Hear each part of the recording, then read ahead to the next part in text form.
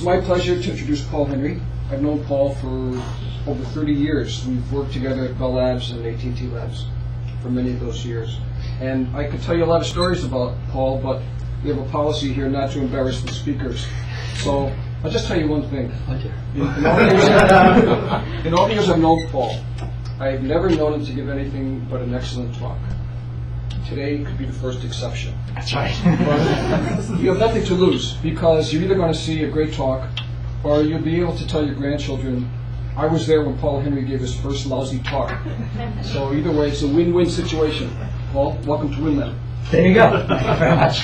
That was certainly a wonderful, thank you. A lovely introduction, Larry.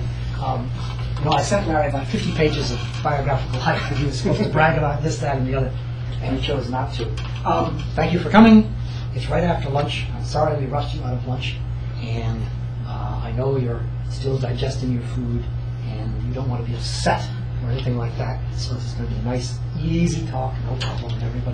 Everybody just relax and enjoy it. My first remark is this used to be the logo of WinLab, and I see on your website it doesn't appear there anymore. It's a beautiful logo. What happened to it? It's life, you know. It's gone. It doesn't appear anywhere on New designer decided they don't like it. I'm very unhappy. Did we have a replacement or just nothing? No, nothing. Blank space instead of a nice logo. So we carry it on other pages, but, not on any of the pages on your site? No, not on the outside pages, on the inside. Right, well, what good does that do me? No. So anyway, this is the WinLab logo, and I'm glad that I was able to dig up a copy of it from somewhere. So, what are we going to do? We're going to talk about Wi-Fi, 802.11b networks. And the talk is aimed mainly at students, and it looks like we have quite a few students here. Is that right? Good. Graduates and undergraduates? Just not undergraduates? Any undergraduates here? No. Graduate students? Got it. Okay, good. Well, soon you'll be looking for jobs. And there aren't many jobs out there, as you've probably noticed. So I'm going to aim this talk to try to help you beef up, to help you write a resume. Because when you get out of school, you may need to get a job in the Wi-Fi business. That may be the only telecom business left within the next year or two. So in the course of this talk, there will be no theory, no equations, but all of the buzzwords that you could possibly want in Wi-Fi, I will give to you. So you just remember those, write them down, and when you write up your resume, you'll have all the buzzwords that you need. So, let us begin. Wi-Fi. Unless you've been on another planet, you can't have missed the hype that surrounds Wi-Fi. Almost everywhere you turn, there are articles about how great Wi-Fi networking is going to be. And before we get into discussing where Wi-Fi might really go, let me at least try to give you an illustration of what the hype says Wi-Fi is all about.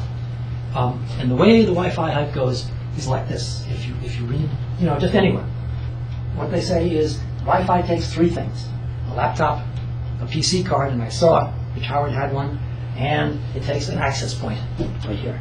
And with those three things, you're ready to go with Wi-Fi. And what they say is, hype says you just simply plug in the card, find yourself an access point, and what they say is you try to find yourself a free access point, a hotspot where you don't even have to pay for this kind of stuff. Like here at Rutgers, you can log on for free, get internet access. You associate with the access point, and then presto, so the stories go. You've got yourself a 11 megabit Ethernet connection, and isn't this so much better than cellular radio could ever hope to be? That's kind of how the story goes. And there's a theme that runs through all of these hype stories, and it's the theme of David versus Goliath. That David is the one who's installing these kind of things, and Goliath is the companies that own DSL and broadband cable and 3G cellular. And this whole Wi-Fi stuff is cast in terms of David versus Goliath. And what you have to realize is I get a paycheck every month from Goliath. So I don't take too kindly to stories like this, but that's the way the stories go anyway. And then if you've read further, especially since you people are experts in antenna design, I think some of you, if you go on to read, what they say is if you can't make a connection, if somehow things don't work, you get a can of Pringles and you build an antenna out of it, and then you're in business. This is the hype This is that is Wi-Fi. Newsweek recently ran a story. This was, I guess, June of this year, and this guy is providing networking. Or I guess he's using his Wi-Fi laptop to get broadband access. There's an access point somewhere out here, and you'll note that he's not using a can of Pringles. He's hiking an antenna. When you in the San Francisco area? Yes, of course it's the Bay Area. Only in the Bay Area do things like That's that. the weirdest place. Is it legal actually? What? No. Does FCC set any range Absolutely. restrictions for Wi-Fi communication? There's an EIRP restriction, and all of these people violate it. EIRP, equivalent isotopic. Yeah, but all these people violate this guy is not violating because he is increasing his receiver's gain. But no, It's not radiated power. Oh, he just trust me. sucks more. he has to have two-way. Fine. In order to associate, he has to have two-way. Oh, so it's not only one-way communication. with No, this stuff. no, he's two-way, and he's in violation of the Then law. he is a violation. Right. And so he is David, and Goliath, is sitting somewhere down here, powerless to stop David. But that's the way. That's the hype. And in the New York Times, another David with another antenna. Again, no Pringles can. Some hackers in the lab. A cheap way to broadband. These stories just go on and on.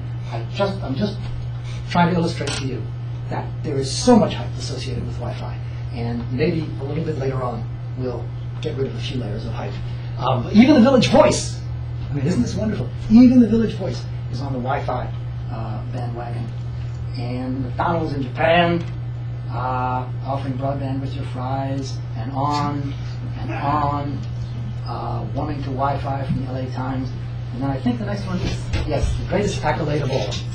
Why Wi-Fi is the next big thing. So for the time being, for the rest of this talk, let's assume Wi-Fi is in fact the next big thing. You'll recall that 2 years ago, 3G cellular was the next big thing. So don't get your hopes up too high.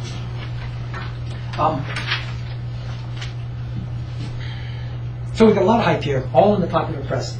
But it goes even beyond. It goes way beyond the popular press. As you probably know, there are consulting companies like Gartner and Strategis and IDC that publish all these reports about what markets are going to do going forward.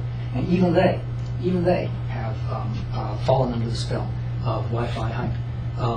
IDC publishes this chart. This is the number of Wi-Fi transceivers that are going to be installed over the next few years.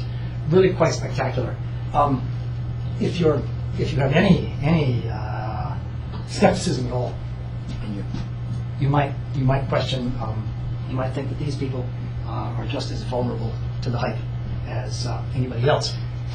Not just a fit to an exponent. Pardon? Well, actually, It's no. a perfect fit to an exponent. No, it's a or even e to the minus x squared.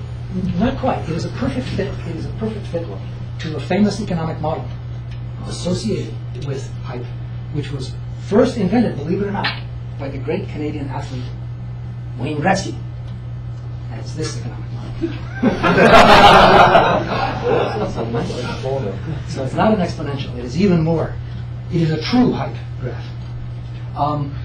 And if you've looked at these consultant reports, you've probably recognized that they use that same economic model over and over again. This is another IDC report, and sure enough, look what's going to happen to IP telephones. It turns out, sadly enough, that it's not just consultants that are interested in this sort of hyped up super growth. You folks here probably even have some faith in the sainted Gordon Moore of Intel semiconductor fame. And this is Moore's Law, which you all can reconstruct. For radio people, it's 2 dB per year. And sure enough, that's a hockey stick too. The hockey stick is everywhere. Oh my goodness, I skipped one. Let me back up for just a second. Here's the hockey stick. What I've been showing you, you've seen my next slide already. What I've been showing you is a bunch of right-handed hockey sticks. And right-handed hockey sticks were the ones that were most popular in this country for the past couple of years. But now, we also are beginning to see a lot of left-handed hockey sticks as well. And they will become increasingly popular, I think, as time goes forward. So what do those consulting firms assume? So how do they model this? Do you know? What they do, I actually know what they do, is they go out and they talk to a bunch of people, a bunch of industrial experts and so on, and to try to form a consensus of opinion, saying what do these people think is going to happen in the next few years. In my view, it is totally unscientific. The executives in businesses don't know anything more about what's going to happen in the next few years than we do collectively here. But it gets collected and published as the wisdom. I really think that's all there is to it. It's rather not the wisdom rather than the perception. So what they are publishing is a kind of a cut through the perception of the Right. What they are publishing is a cut through the perception. That's right. And there's value in that. Those reports tell you what people are thinking at the moment, but they don't tell you what's going to happen in the future. More curves, a touch more structured than that. What? The more curve is a touch more structured than that. Perhaps it is a touch more structured than that. Probably also, yes. So, having seen all of that, gone through the hype, you've seen what the hype is in Wi-Fi. The question that should be on your minds right now, that all of this should have prompted in you. The central question for us today is this: who's going to run for senator? It's a whole lot more interesting than anything we could talk about in Wi-Fi. But unfortunately, at least it shows you that I made these slides within the past couple of days. But not this morning. Pardon? No, not this morning. Not this morning. Oh, what happened? No. Oh, he'll run, but he may not be on the ballot. Oh, Right. Right? Isn't that true? Yep. That's all we know. Okay. So I can't help you with that question. So those of you for those of you who think this is the only question that there is, now is the time for you to leave. Are you going to leave? Are you standing up? No.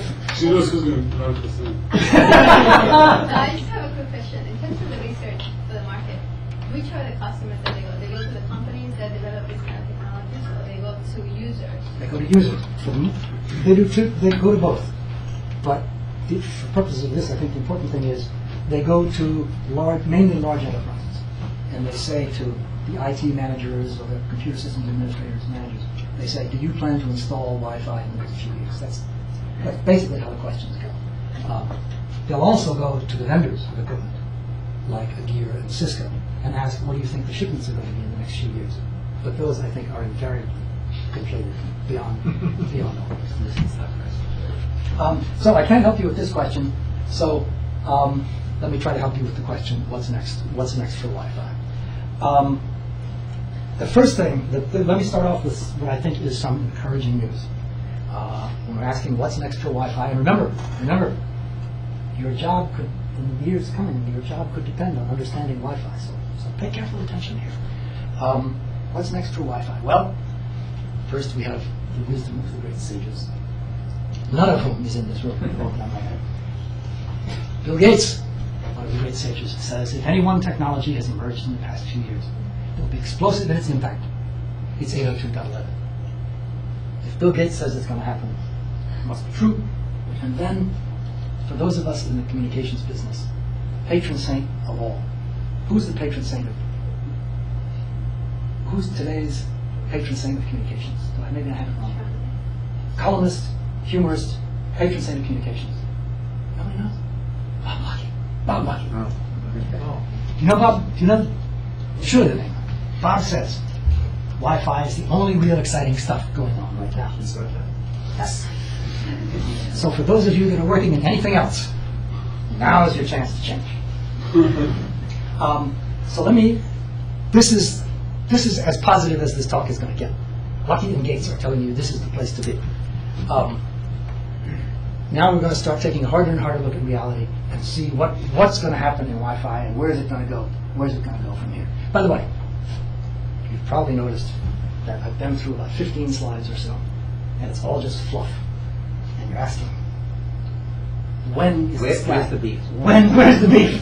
When is this guy going to get to the intellectual substance of his talk? And the fact is, there is no intellectual substance to this talk. This is as good as it's going to get. But bear with me in any case. To set the stage, this is the wireless LAN family tree. This is 11B down here, which you're familiar with. 10 years or so ago, there were these proprietary solutions. Bell Labs had one of them. I think Symbol and or Proxim had others, a whole bunch of proprietary local area network implementations a decade or 15 years ago. They never went anywhere. They were too pricey and the performance was too low. And I remember in that era, virtually all of us thought that wireless local area networking was dead on arrival and was never going to go anywhere. And it took a decade, first evolving through the .11 standard, and I'm just specifying the important stuff here, 2.5 gigahertz, 2 megabits per second.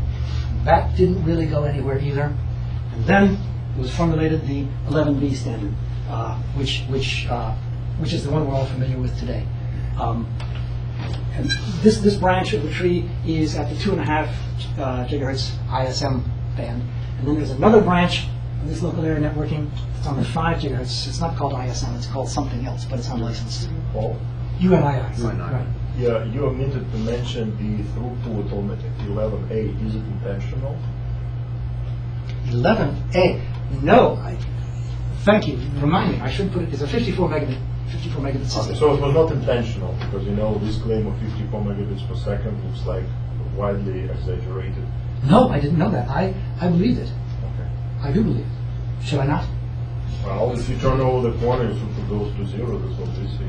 Okay, that's very interesting. I You didn't see know. for 11 megabits per second, you can't get more than 5. So. Yeah. Okay. In any case, so this is the 5 gigahertz branch, and I should have put 54. At least that's what's advertised. In a stroke of marketing genius, I think, the people who are pushing this changed the name from 802.11b, which nobody could possibly tolerate, to a nice marketable name like Wi-Fi. And I think that's it's stuck, and I think it's a wonderful thing for the product. In 11A, as you may know, they're trying to abandon that name. They're going to call it Wi-Fi 5 to kind of prick things up. There has been no designation yet for 11G, but probably Wi-Fig is as good a guess as any. And then, just to complete the alphabet soup, there is a .11E, as you may or may not know, which is quality of service. All of these things here are best effort data. And if Wi-Fi is going to be more than best effort data, if it's going to be voice or multimedia, there needs to be installed quality of service protection. But I won't be talking about that here. This is the family tree. And Wi-Fi right now is installed in buildings like this. It's installed in homes. It's very popular. And the point of it, the question I want to ask in this talk is, given that that's where Wi-Fi is, what can we do? What might happen next to open up new vistas of popularity or opportunity or whatever for Wi-Fi? Is there something more we can do with Wi-Fi than we see already in this building and in homes?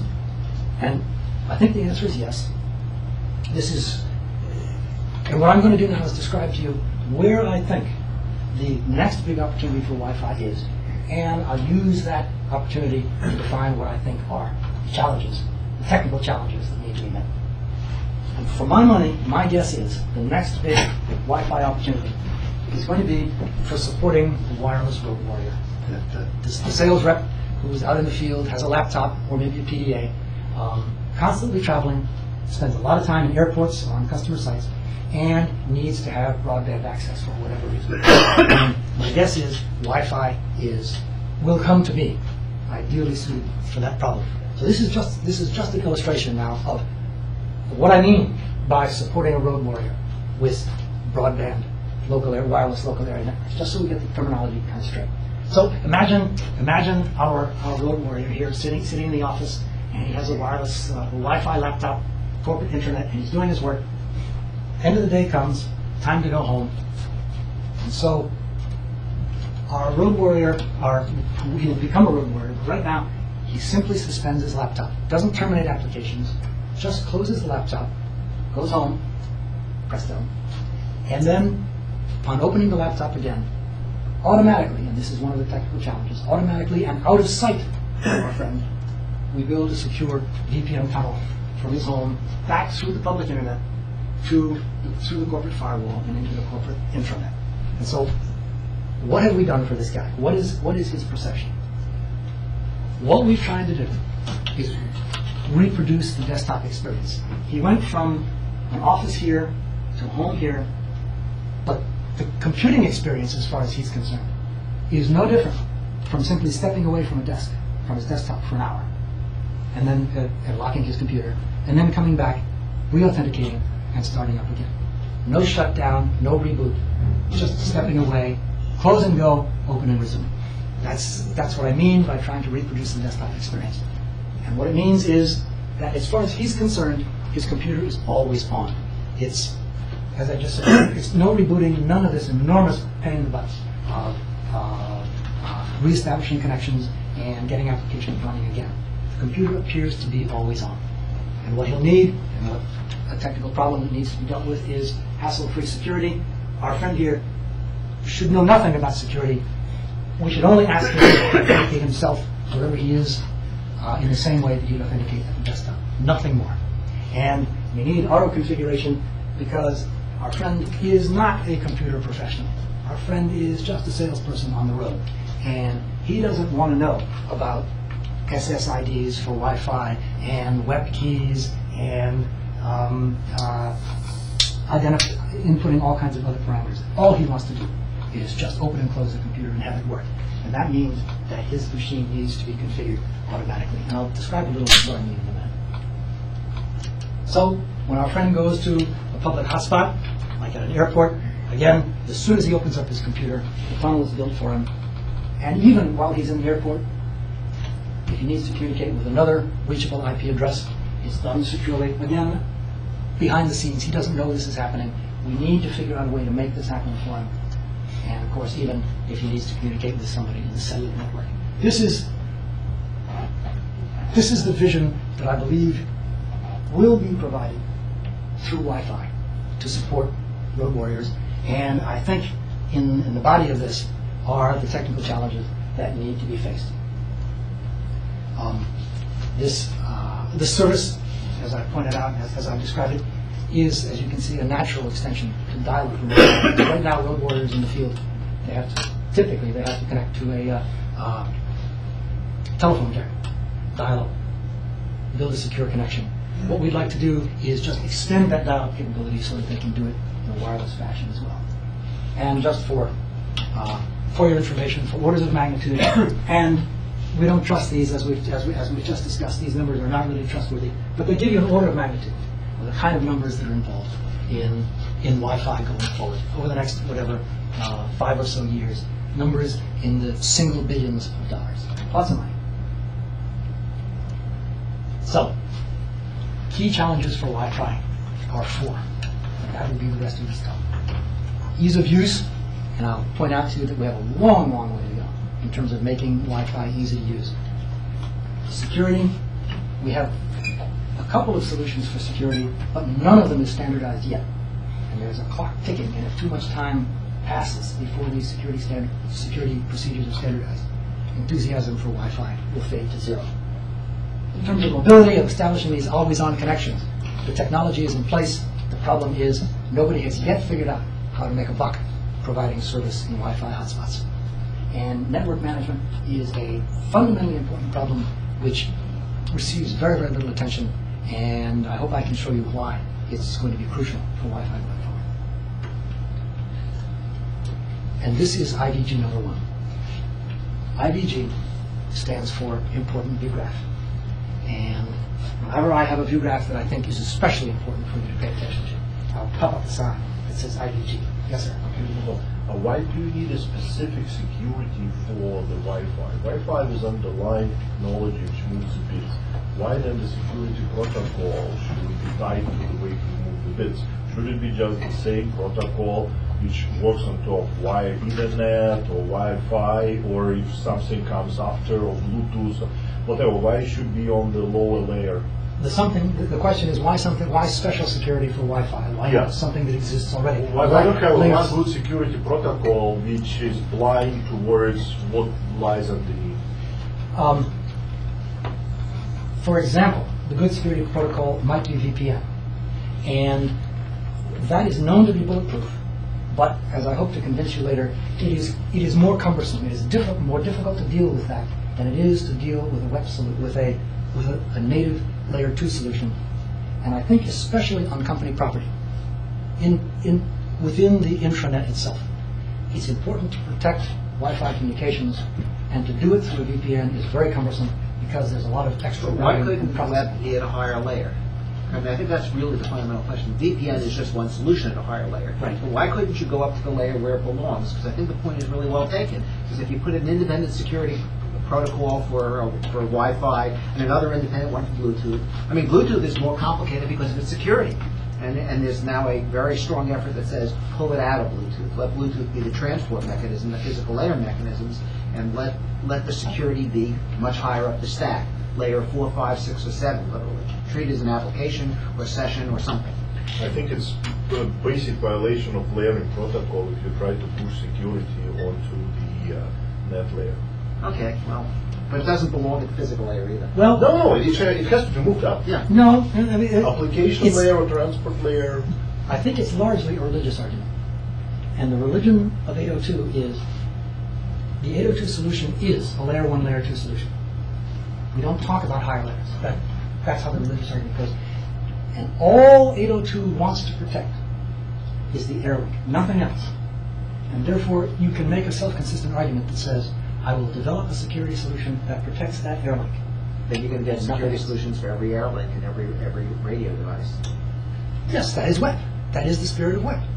Well, Every that area- means, is Bluetooth going to accept web as Oh, 802 can't even exist in radio space, let alone in code space. That's true. the .11 committees, I think, feel that their problem is just a .11. And then why not have a separate security protocol for just wired Ethernet? I mean, under the same Yes. line of thought, Ethernet also wants to protect. So then you will have as many protocols as you have underlying medias. But actually there it were will efforts. increase the complexity. There were efforts for wired Ethernet security, but they were so thwarted by the switches.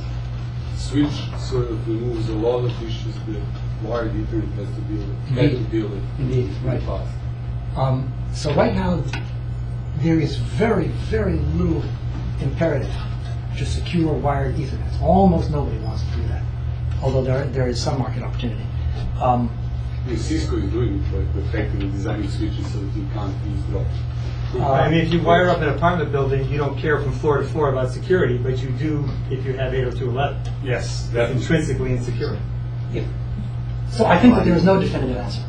I do not criticize or denigrate at all the Wi-Fi committee who says all we want to do is build an extension to Ethernet, and we want to add no more vulnerability to that than Ethernet already has. It's a reasonable position to take, which may not succeed in the marketplace, but that's the position that they've chosen. Question? Yes, please, wherever. On the previous slide, you said something about revenue. So who gets the revenue and how? I mean, how is that estimate arrived at? The question is, how are these revenue estimates arrived at? These are from these consulting companies, and what they do is they go out and talk to as many people as they can who might be users or suppliers, and the consulting companies try to form an estimate of what the usage of these networks will be and how much physical apparatus will be required out there in order to support this kind of usage. And from that, they build a model that says what the revenue will be. There's no more to it than that. No, that depends on traffic, right? Yes. So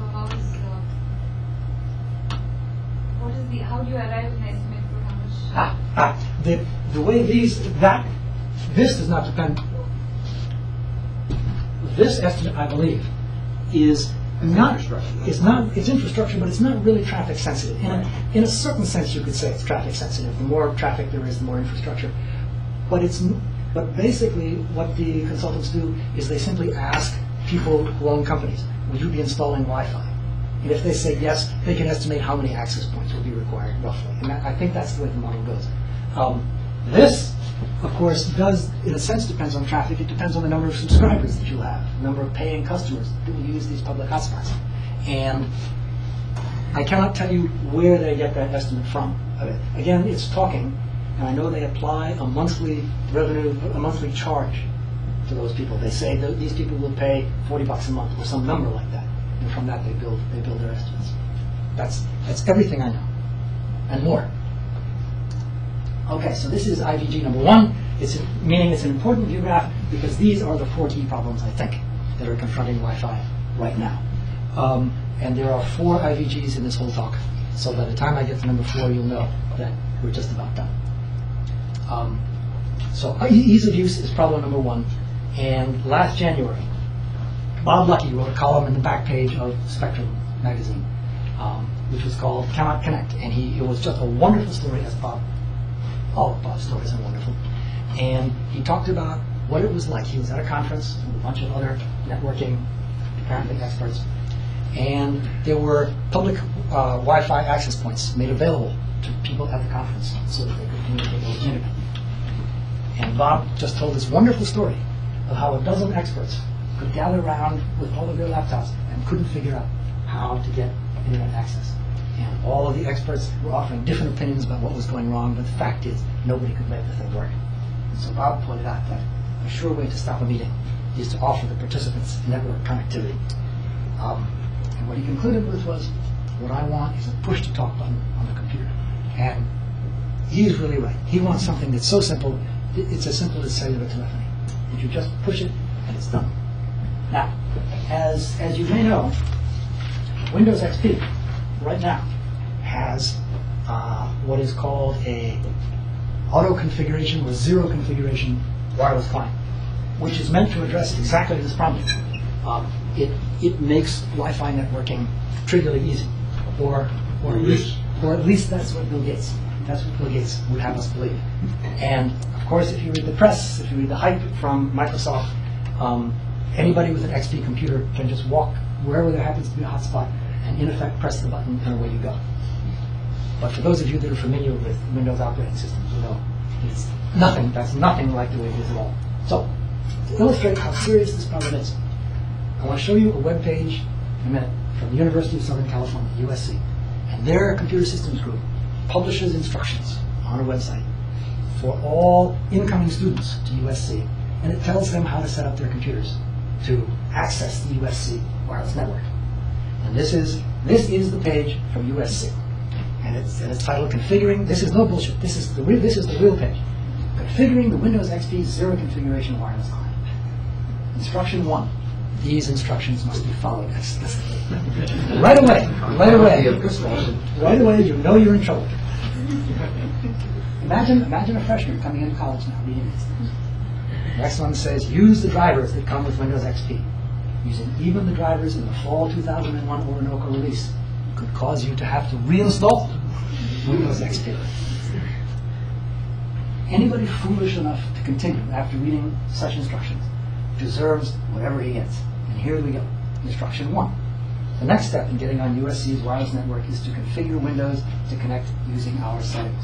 Instruction 2, 3, 4. From the Internet Protocol, click. Add. Click. Click. Select. On. You're following these instructions one by one. They go on and on. This poor little freshman is trying to get this computer to work. Instruction 16 is click on the advanced button, and finally you get to instruction 17, and it says continue on the next page. And this is how you use a zero configuration Windows XP wireless client. How long are Rutgers instructions? That's USC. How long are Rutgers instructions? We don't have instructions. You can see the sound problem already. Storage in the records page, and they couldn't put a page long enough for that. So the point is, we're nowhere near having zero configuration or auto configuration, and there are 2 problems that I'm going to leave you with. I don't have any solutions. I'm going to tell you what problems are. And the first one is the one that I just discussed, and that is host configuration is an enormous pain, and it's especially difficult for people who aren't into the computer business. They just want the thing to work. So challenge number 1 is to make auto configuration a reality, not just an advertising slogan. Closely connected with that is the notion of hotspot sign-up, and the issue there is this. The Wi-Fi industry is young, and it's important to attract customers as much as possible to these public sites. And therefore, to get customers to sign on at a public site, like a Starbucks or an airport or whatever, the sign-on process has to be trivially easy. Otherwise, they won't do it. They won't. Who knows? They just won't do it. And the problem is right now that there are 2 ways to sign on these public sites. One of them is browser-based, and you may have used it. MobileStar, T-Mobile has it. A lot of companies use a browser. You put in your credit card number and so on and so on. Problem is, it's simple, everybody knows how to use it, but it's vulnerable to hijacking. So in the end, it's not a good solution. There's another solution for signing up called 802.1x. It's a secure authentication system. But what it requires is that you have established your authenticity before you even go out in the field. You have to set up an account ahead of time. And that's counter to the whole notion of walk-up customers, that you want to get them when they're at the airport, and you want to get them on an impulse. And .1x won't let you do that, sir. Excuse me. In this case, how often should I set up my account? Is it enough if I just set up it once and then I go to any Star Park anywhere in the country? I'm all set. For the browser? Domain. No, for the EAP base. Domain bid. How many times I have to set up the account? Ivan probably knows better than I Domain do. bid. So every time I change the domain, I have to re-sign. And how big is the domain? I mean, Oh, that's Starbucks can one domain for the whole country. Oh, okay. So then it might be actually a solution. Like, I don't mind signing with Starbucks once. Right. Yeah, but then you go to whatever. You don't mind other signing box, once. and you have to sign again, and then. But the business proposition is, if you insist on this, you rule out all of those people who find themselves at an airport and they say, I'd like to try this, but they can't. No, they sign up with FAA. What? They establish an account with Federal Aviation Administration. Or It might be whatever viable. you call that. It might be You need one at viable. a train station, you need one when you go to the food store, you need one in any place that you That's sell why. this That's kind of why I thing. think the security has to be handled on a higher level. It has nothing to do with whether I'm doing security or wired or wireless. This is my Yeah, but you have to authority. set I the set It's it more up than and then- security. This is establishing Well, an MAC it's address or authentication. something. It's an authentication. Yeah, well, And so it's not necessarily security. It's just identifying who you are, even for billing. fine, but it's But there is no easy solution to that. Well, that's what he's saying. You got to have an easy solution, or you're never going to get this to go. That is the factor. That's the problem. And you have to trade off business considerations with simplicity. If this is airtight, but it rules out a class of people. I have to move on. Pardon? Security never comes for free. It cannot Exactly. be secure and no. Right, and there's a push to you're talk. so right, and there's a balance that has to be struck. That is one of the most difficult parts of any secure system, as you know. Anyway, this is all I wanted to say about ease of use. It's a difficult problem, and we haven't solved it, and it's a wonderful opportunity for people who might be looking for work in the next few years. Item 2. Problem 2 is security, and you've heard a whole lot about this. There was a headline last spring in the parking lot of Best Buy somewhere. Somebody had set up a laptop and was simply grabbing credit card numbers off of the wireless cash registers that were being used in Best Buy. It's just stealing credit card numbers, as you know, is a very, very profitable business, and it was trivially easy for this person to do it. This caused an enormous flap and a huge black eye for Wi-Fi. One of the first things that came out after the black eye was it was discovered that Best Buy didn't even have security turned on. As bad as Wi-Fi security is, Best Buy didn't even have it running. So no wonder there was such a problem. So lesson 1 is security doesn't work if it's not turned on. As Larry says, it doesn't work if it is turned on. I want to point out that there are 2 solutions to Wi-Fi security, both of which are in the end viable, neither of which has established itself as being economically useful. Both can be made secure. Neither of them is known to be an economically viable solution at the moment. One is WEP, wire equivalent privacy, and you've all heard these terrible stories that the original WEP was found. It was known that it was never really bulletproof. It was only a privacy system, but it was found to be even weaker than people had imagined. And so WEP is now being enhanced and improved. And so the 2 ways, the 2 approaches that are being taken to improving Wi-Fi security are the improving WEP, which would be a layer 2 native security solution, and the guts of the Wi-Fi of the WEP vulnerability here was that it's easy to recover the key in any encrypted stream of web traffic. It's fairly easy to recover the key if you can capture a few million packets. And so the obvious solution to that is you only encrypt a small number of packets with any given key, and then you change the key. And so one alternative is to change the key frequently enough so that nobody can ever get enough cipher string to extract the key. The other solution is to use an independent security solution, as was suggested here, something built perhaps on layer 3 or even higher. And a virtual private network, a VPN, is kind of the favorite candidate of choice, although by no means the only one. Virtually all corporations that I know, trust VPN technology. It's deemed to be good enough for the civilian market. In that sense, it's bulletproof, as I point out here. But it's cumbersome. It's not native to Wi-Fi. When you buy a Wi-Fi apparatus, you don't automatically have this security solution in hand. And it also requires extra apparatus, extra traffic traveling through the network. And it's the price you pay. It's the price you pay for bulletproof security. Which of these two solutions will become the one, or whether both will, that's used, is an open question right now. Eventually, Best Buy reactivated their wireless cash registers, and they will not say what they're doing for security. For those of you that aren't familiar with the differences between WEP and VPN, I just want to show it here so you'll appreciate what's going on.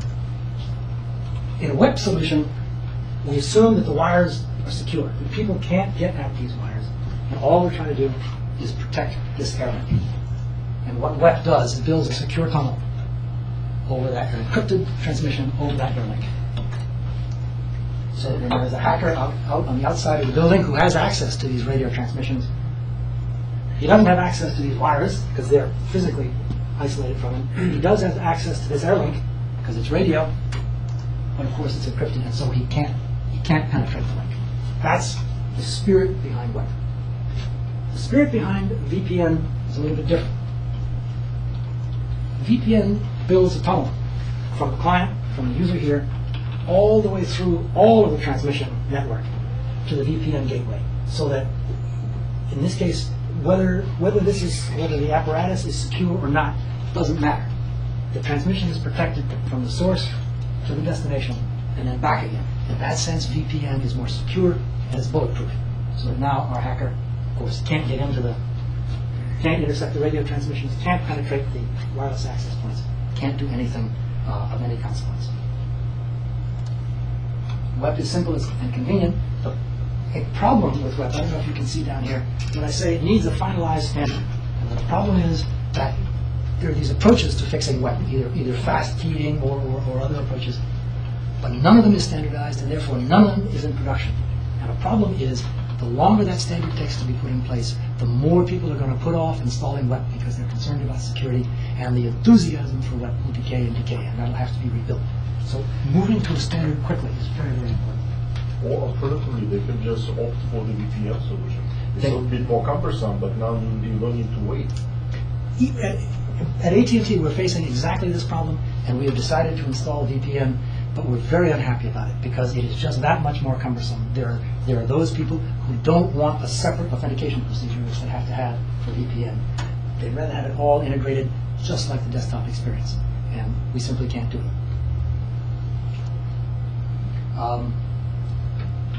An important aspect of VPN is that it's extensible to off-premises, and let me point out what I mean. I described here VPN just being used within the building, but the nice thing about VPN, the solution it offers that WEP does not, is that the same VPN technology that you use inside the building can also be used on the outside, so that if we have an off-premises user at a Starbucks, for example, the very same laptop that worked here will work here with VPN client software, and he can simply build himself a tunnel from Starbucks through the public internet back to the corporate VPN gateway. In that sense, VPN is a universal solution.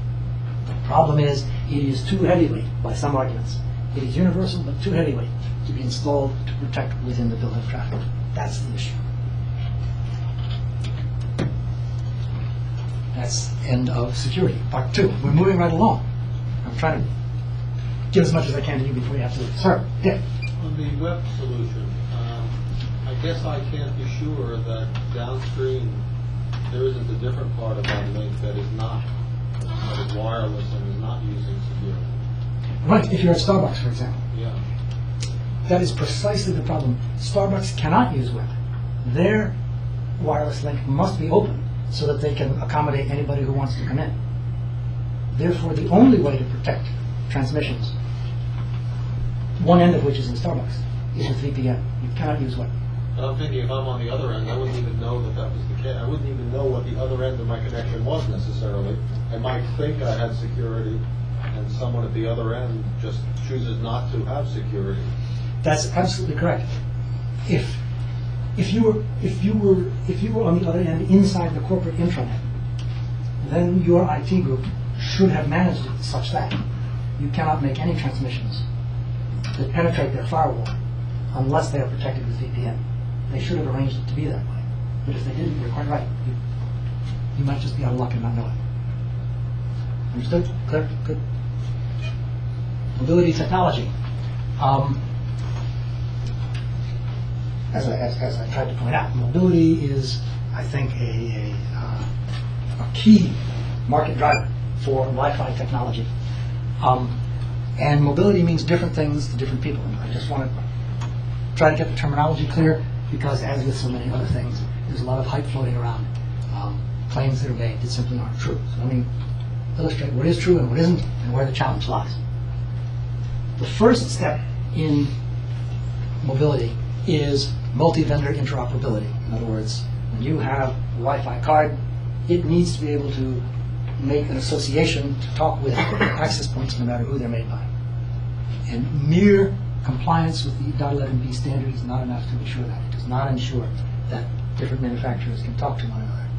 But there is a group called the Wireless Ethernet Compatibility Alliance, WICA, which is the one that established the notion of Wi-Fi altogether. And when something is called Wi-Fi, it's more than compliant with 11b. Wi-Fi means that it's compliant with 11b and it interoperates with everything else that's called Wi-Fi. So Wi-Fi was the first step in establishing what we'll call mobility. The next step in mobility is multi-service roaming. And that means that a user account that you have, that you might have purchased through one Wi-Fi or wireless operator, will also work somewhere else. And the organization within WECA, which is attempting to promulgate this notion, is called WISPR. The initiative is Wireless Internet Service Provider Roaming. And what it is a collection. It is a group which is trying to collect the best practices associated with secure authentication, billing, and authorization, trying to build a list of how one should do this, how one should authenticate, how one should do billing, that many different wireless internet service providers will subscribe to. And that way, once that's done, these internet service providers, if they want to, can share information about who their subscribers are, and a subscriber then to one of those internet service providers can go to another one who will be using the same authentication technique, the same billing practices, log on, and get access to this other network as well. That's not the same as cellular roaming. Cellular roaming means as you roam from one operator to another, your connection is transferred live. And that's a more difficult job, which we'll talk about in just a minute. The other way to do multi-service roaming, and the only way that exists right now, is through aggregators. And one of the most famous ones is a company called Boingo. And what Boingo has done is they have gone to different wireless internet service providers, different companies that run these hotspots. And Boingo says, look, if you just run your own hotspot by yourself, you'll never have much business. If you cut a deal with me, Boingo, Boingo, will cut deals with many other service providers as well. I will give my subscribers, my Boingo subscribers, rights to use all of your separate networks, and therefore everybody will make more money. In that sense, Boingo is an aggregator. Boingo doesn't operate any Wi-Fi networks itself. It simply collects subscribers and gives them access to these other networks. It appears to be a very successful business model. Like Enron? Like Enron. Right. Right.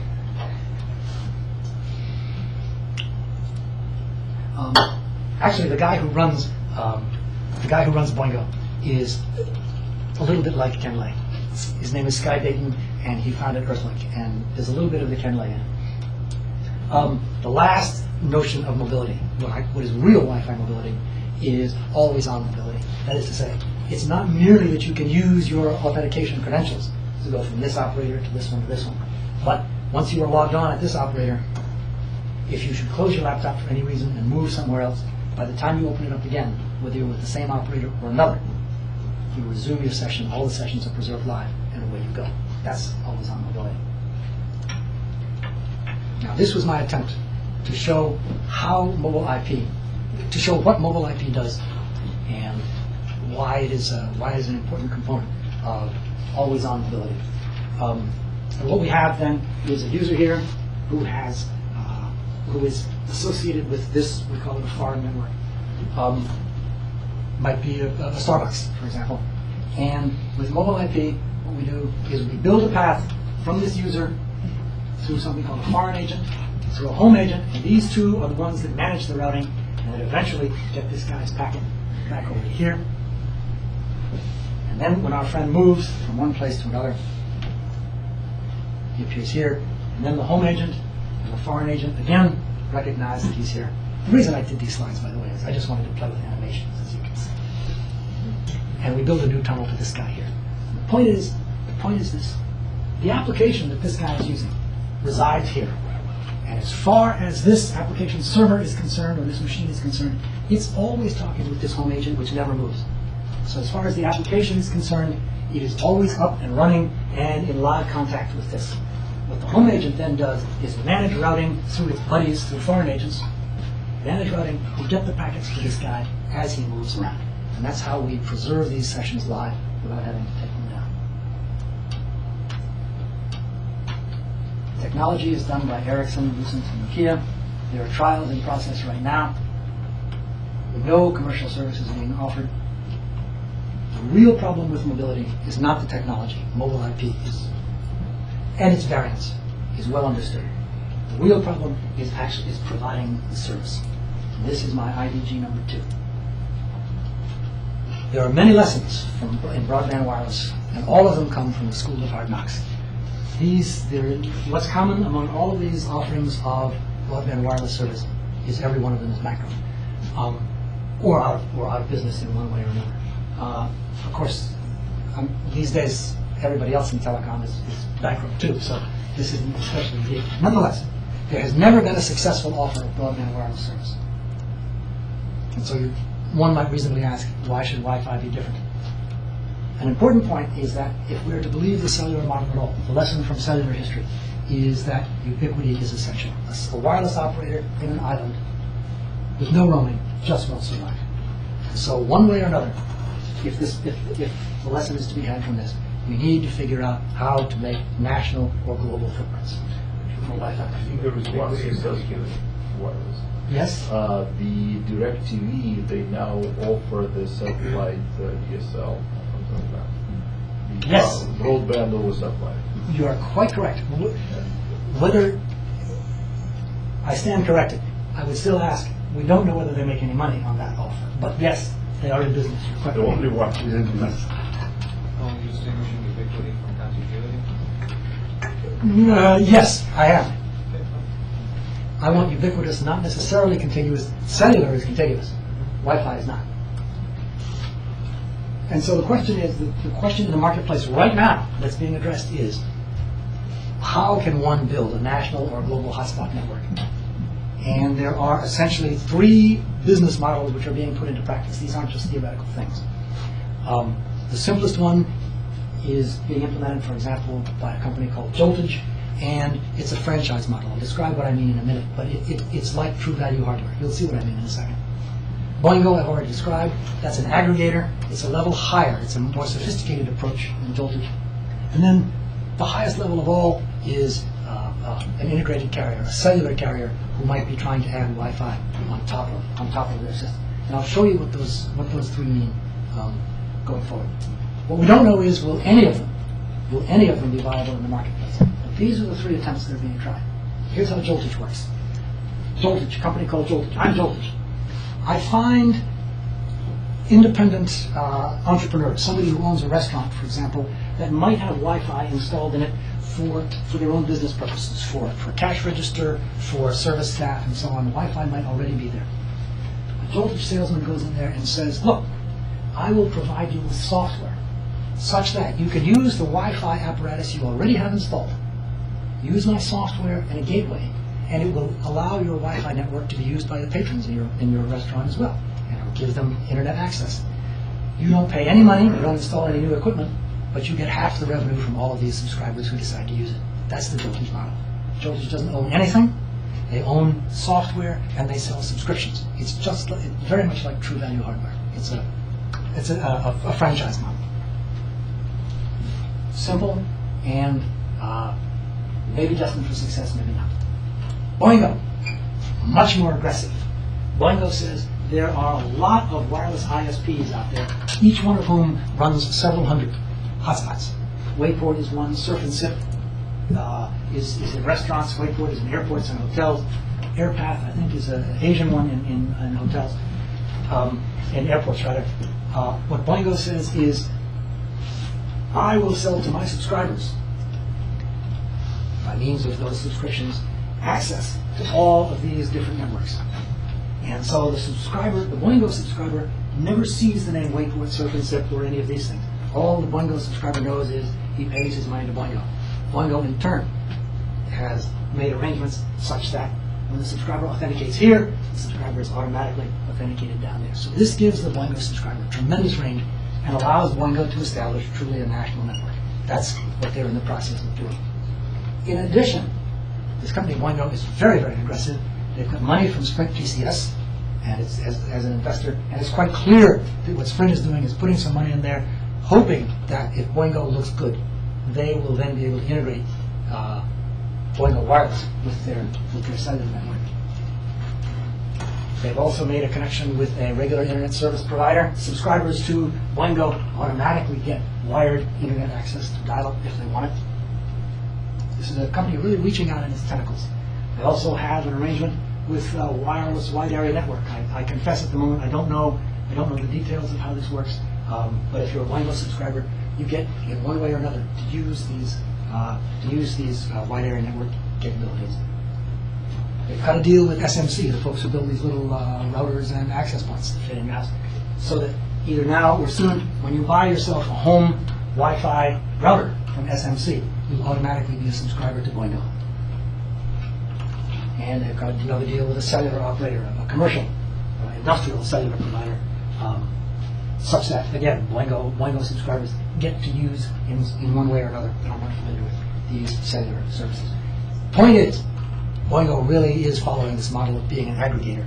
They've aggregated these hotspots down here and reached out in many, many different directions to form a unified national network. Excuse me, is it a flat rate, 75 per month? That's their, yes, with a cap of such and so many hundreds of megabytes. But it's basically flat rate. 1 view graph. Pardon? 1 view graph. Missed it. 1 view graph. Right. And then T-Mobile, which used to be called VoiceStream, thank you very much. Of course, they run many, many cellular networks, and they have bought the assets of a Wi-Fi company called MobileStar, which is the company which is Wi-Fiing up Starbucks, among other things. And so here, the T-Mobile company has all of these hotspots located all around the country, 1,200 locations. These are the rates that they charge. And again, I think it's quite clear that what's happening is that T-Mobile is planting a stake in the ground early on, saying that if what was MetroStar, now T-Mobile Hotspot, if they can make this whole thing fly, then the company T-Mobile International will be perfectly positioned to integrate Wi-Fi with cellular, and that would be a wonderful thing. Clearly, that has to be what's in the back of their minds. What does 1,200 locations mean? It means a Starbucks is one location, for example. A Starbucks? A Starbucks is one location. That's not very many locations. I'm telling you, asked the question, that's the answer. Shoot the messenger. Dick, I didn't mean to be flip. I'm just saying No. that is how they count these things. I have trouble figuring out if I... My guess is Starbucks is half of their locations. There are 500, 600, 700 Starbucks is my guess. I've talked. There's a cellular operator there, but as you can see, a lot of this Wi-Fi stuff is small-time operators. MobileStar was small-time, Wayport, relatively modest companies. Now, one or more Goliaths has started to get interested in it, like T-Mobile, like I showed you there. And maybe this is good news or bad news for David. It's hard to say. If David wants to stay in business all alone, then it's bad news because the Goliaths are going to gobble him up. But if what David is doing, David being the little Wi-Fi operator, if what David is doing is trying to look attractive to jack up his purchase price for a big buyer, then this is not such bad news for David at all. These are just some illustrations. Last summer, Toshiba announced plans that it was going to set up integrated Wi-Fi and 3G. Intel, IBM, and AT&T Wireless have a project called Project Rainbow, which is a national network, believed to be a national network of Wi-Fi hotspots, much more ambitious than anything that exists so far.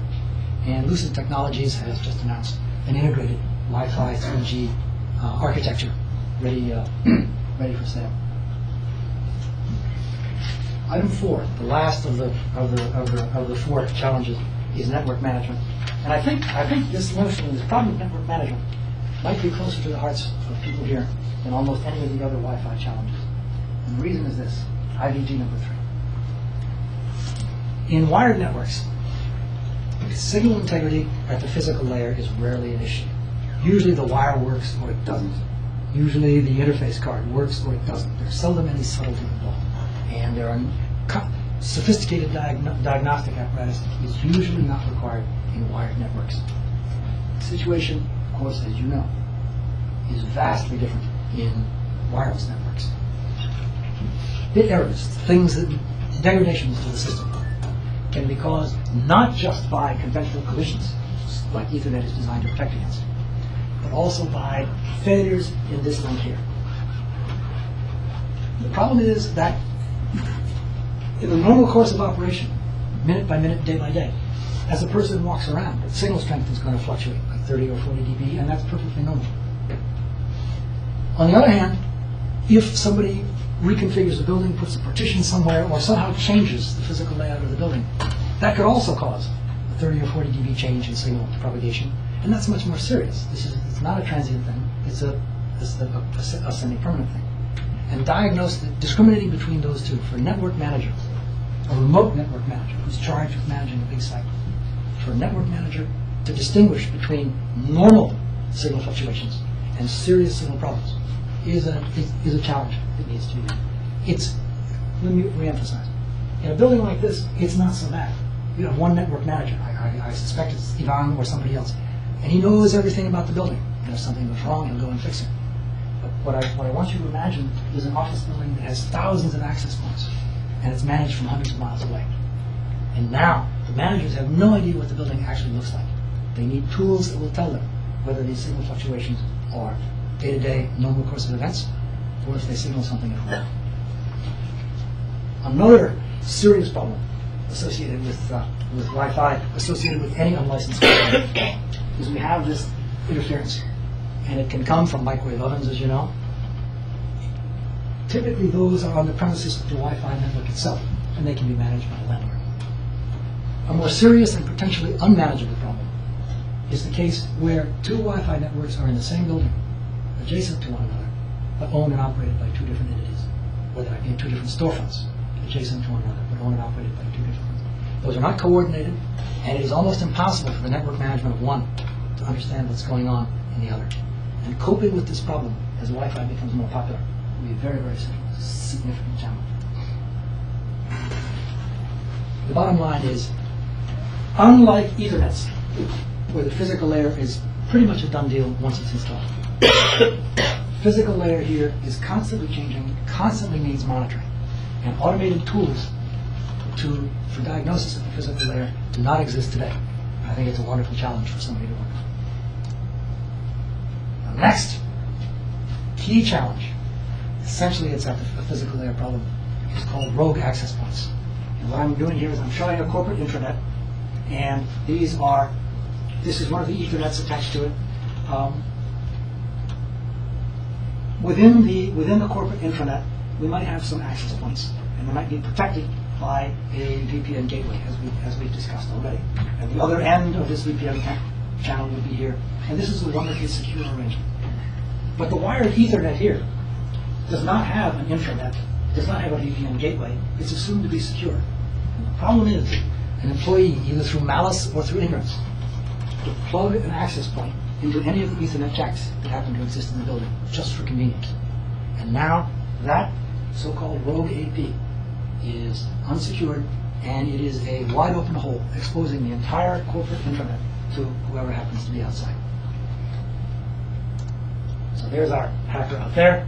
An even worse problem, which so far is inside of it, is the problem of the rogue AP in a user's home. We have a telecommuter who's at home, and the company has gone to great lengths, AT&T, has gone to great lengths to provide VPN hardware. A gateway here at the AT&T firewall, cable, and a physical box here which terminates the VPN tunnel in your home.